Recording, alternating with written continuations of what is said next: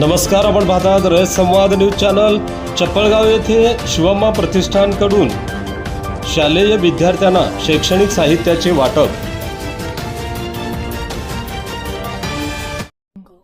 नागपूर ग्रामीणचे उपविभागीय पोलीस अधिकारी संतोष गायकवाड यांच्या वाढदिवसानिमित्त चप्पळगाव येथे शालेय विद्यार्थ्यांना शैक्षणिक साहित्याचे वाटप करण्यात आले। शिवम्मा प्रतिष्ठानकडून संस्थापक अध्यक्ष तम्मा गजधाने यांनी या कार्यक्रमाचे आयोजन केले होते।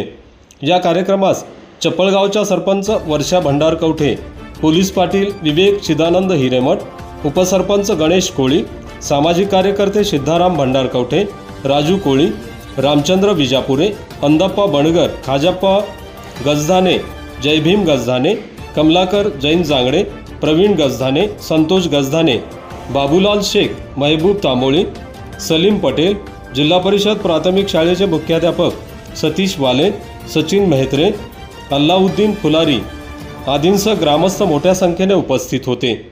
उपस्थित मान्यवरांचा सत्कार संस्थापक अध्यक्ष तम्मा गजधाने यांच्या हस्ते करण्यात आला। यावेळी सामाजिक कार्यकर्ते सिद्धाराम भंडारकवठे यांनी मनोगत व्यक्त केले। आपल्या परिसरातील बातम्या पाहण्यासाठी रयत संवाद न्यूज चॅनलला सबस्क्राइब करा, शेअर करा, लाईक करा।